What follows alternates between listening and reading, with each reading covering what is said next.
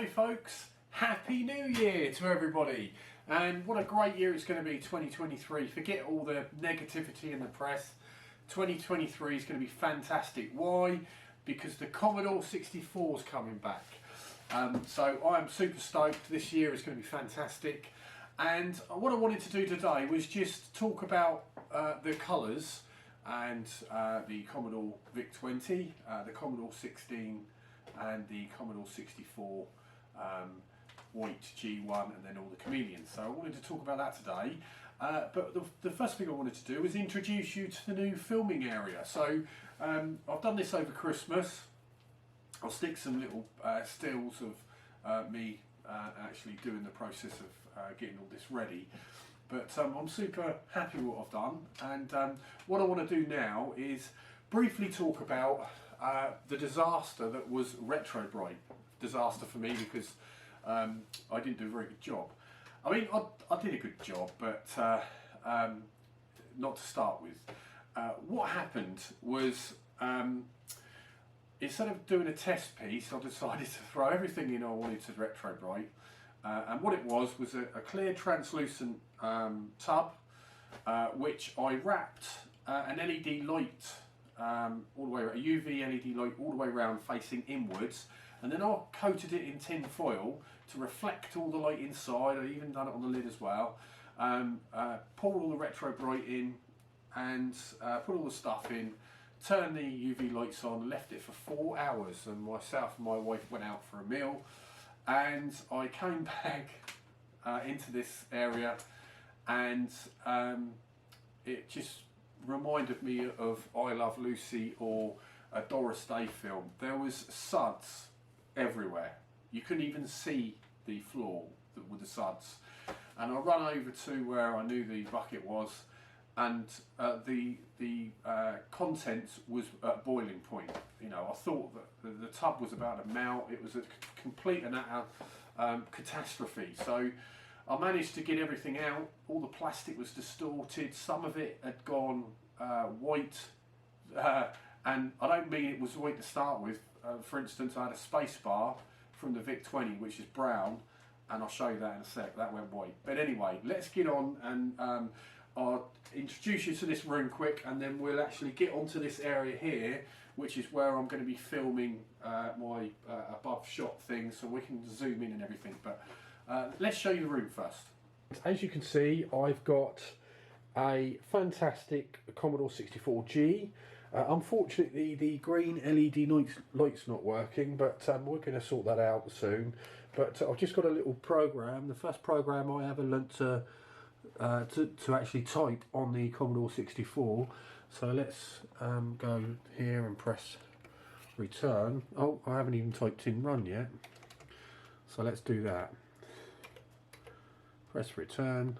Be helpful, I've actually typed run, and that's the first program I ever learnt to write on my Commodore 64. So there's the ultimate, and then that's the filming area. So if I come back, you can see everything that I've got on the wall. So I've got my TARDIS, I've got some Commodore books by David John Pleasance, I've got a signed Commodore 64X from the chap, oh sorry, I'm not even filming it in the right area, from the chap from Explaining Computers, Chris, because he done a video on one of these when we first launched the Commodore 64X again, but it was at the time it was branded as my 64, and that's the computer area there. But you can see I've got my Darth Vader and me Stormtrooper, and then I've got a signed Iridium poster there.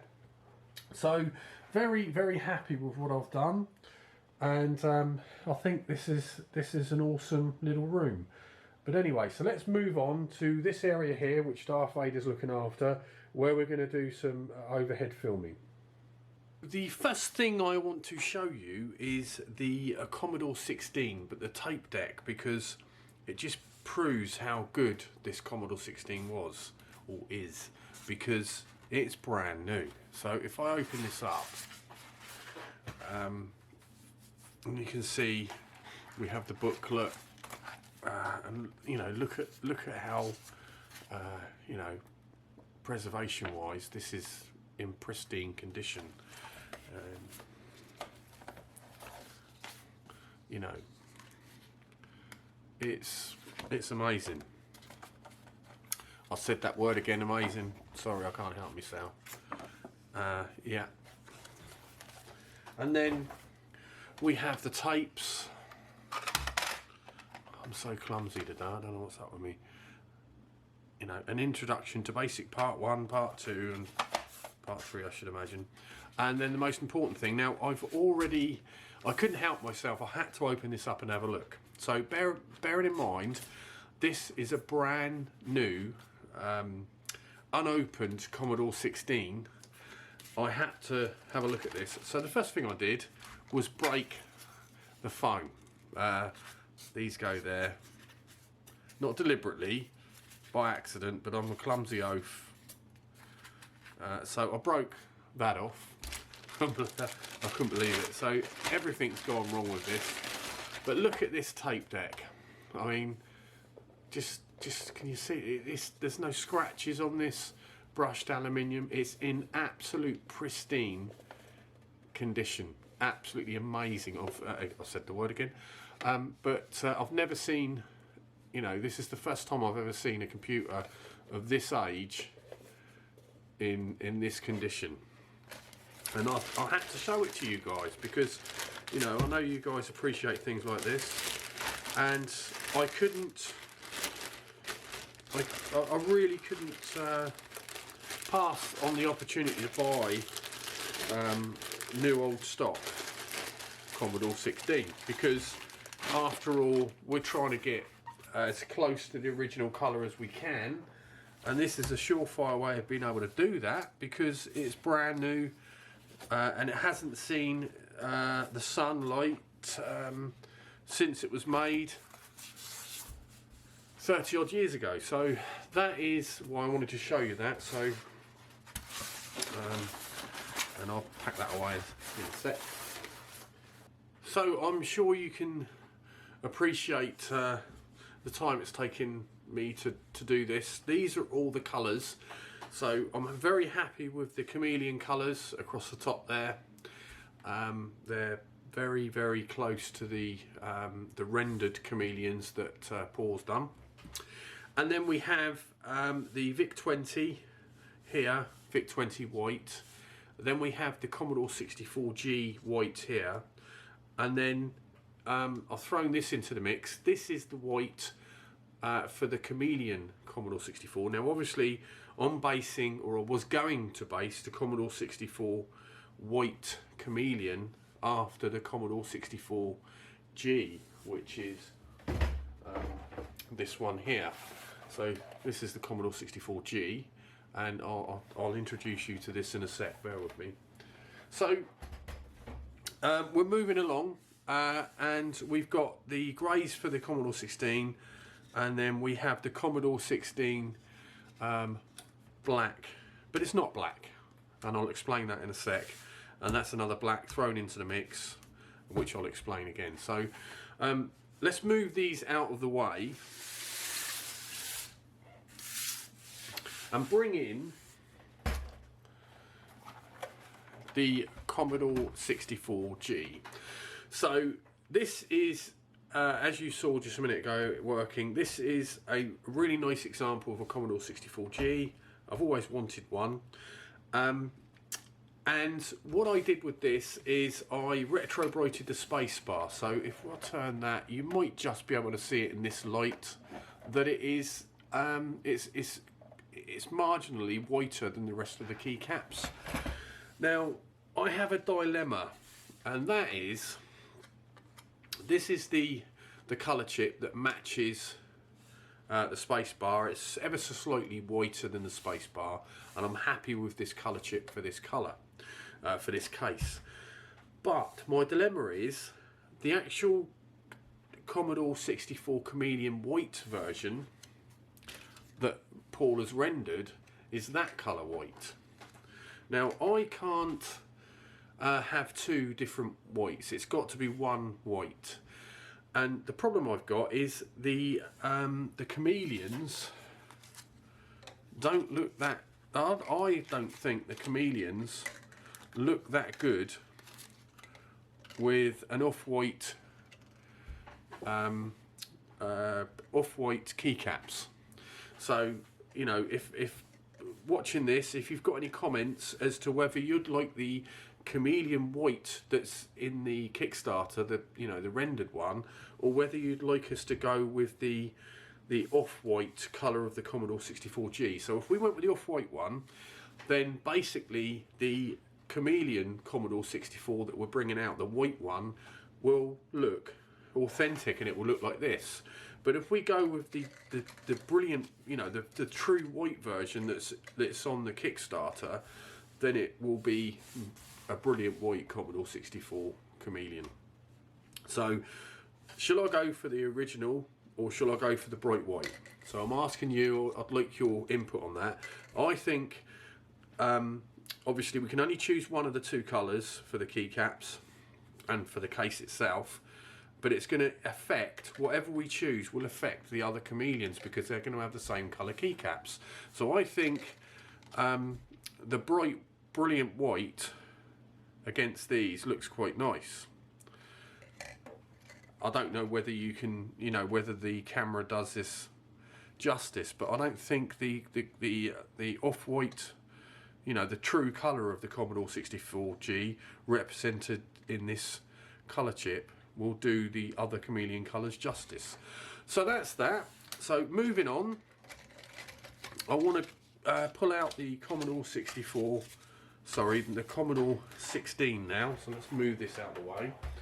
What do you think of my new filming area? Because this is where I'm going to do all my builds. Very happy with this.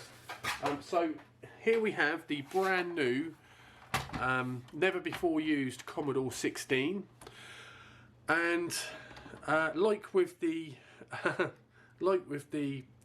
the foam that I broke on the tape deck, I decided to accidentally break something on this.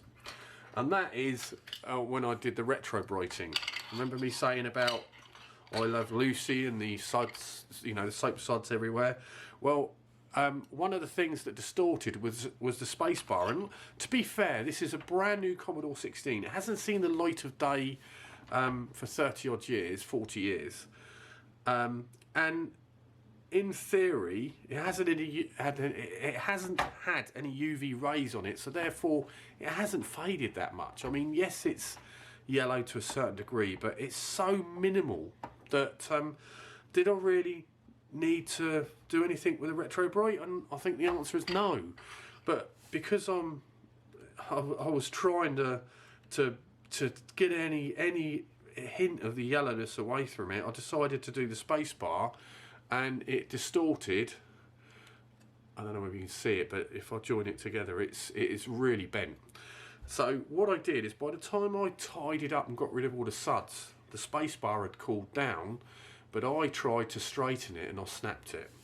So that's a brand new spacebar to a brand new Commodore 16, and I am gutted that I've ruined the spacebar. But you know, I've got a solution because I can paint spray. I'm gonna get some grey, the right colour, and I'm gonna spray this spare space bar. And by the way, I'll talk about this space bar in a sec. But so that's that. And the next thing I wanted to talk about, and I'll just show you the colour chips for this. So that's the colour chip for the darker function keys, and that's the colour chip for the keycaps. And or I've matched it to the space bar. And you know, they are, I'll leave that there for a second. They are very, very close. You know, they're not exact. This one, you know, they're not exact. They're within, I would honestly say, within a shade. That you know, we're not going to get them any better than that. But what I want to talk about is the black. We've got the same problem we have with the Commodore 64G, as in that's not black. I know it looks black, but in fact it's brown, a very, very dark brown. In fact, I would say it was almost a bitumen black, browny black colour. So what do we do? Now this colour chip that I've thrown in the mix is a jet black colour chip, and it's reminiscent of the rendered Commodore 16 that we've got on the Kickstarter. So this is the conundrum. Do I go with the original Commodore 16, which is a dark brown, you know, very dark brown, or do I go with the jet black?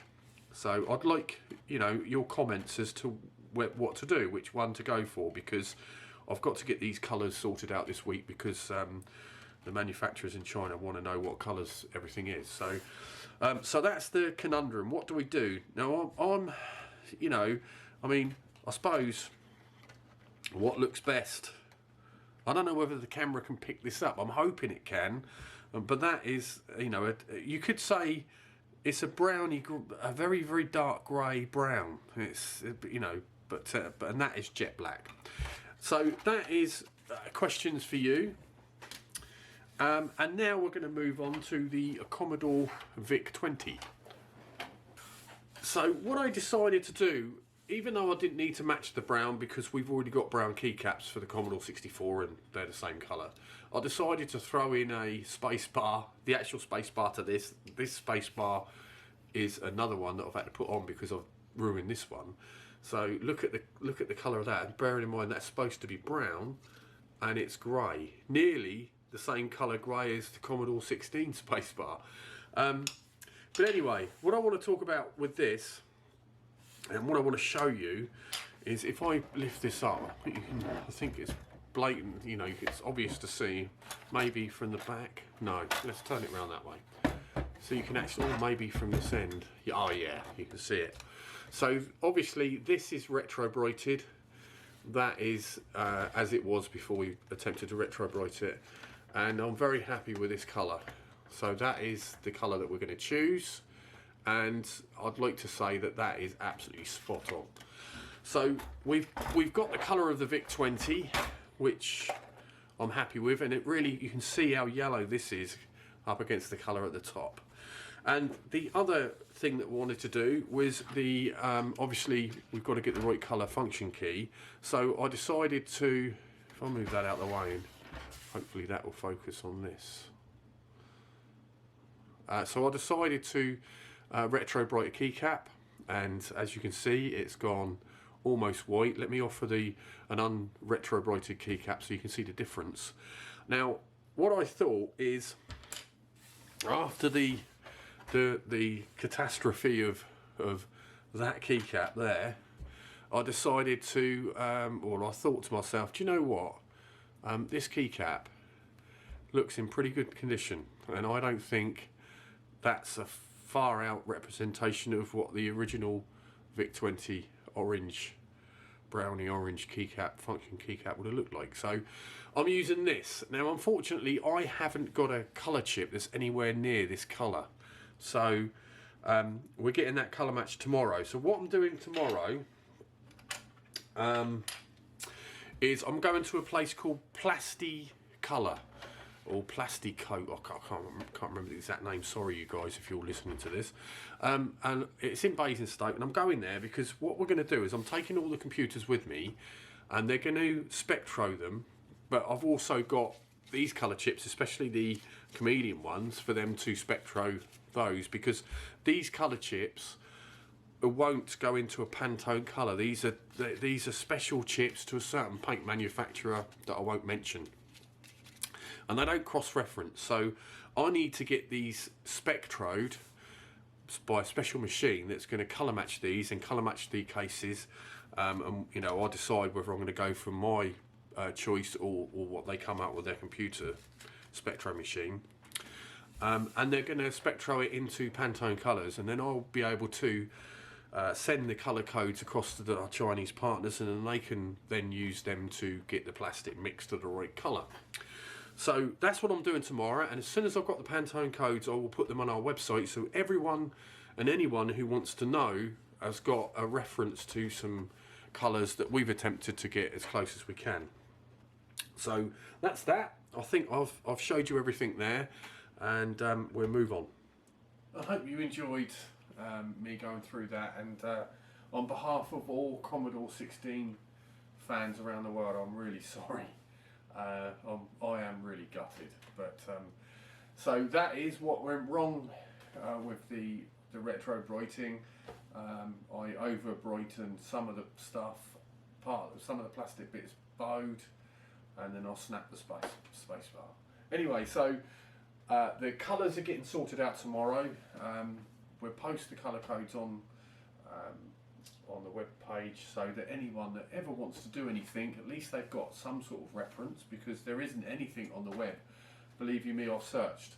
So that's that, and then I'm going to leave you with some photographs of me doing this, and then a short video. And it is, I think you'll like it. It's the keyboard in America, sorry, the keyboard in China that the translucent backlit is being based off.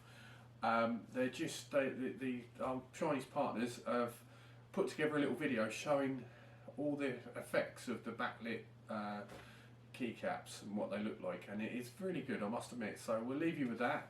Thanks very much for watching this video, and we will catch you soon with some more news on what's going on in China. Thanks very much for watching, and we'll catch you later.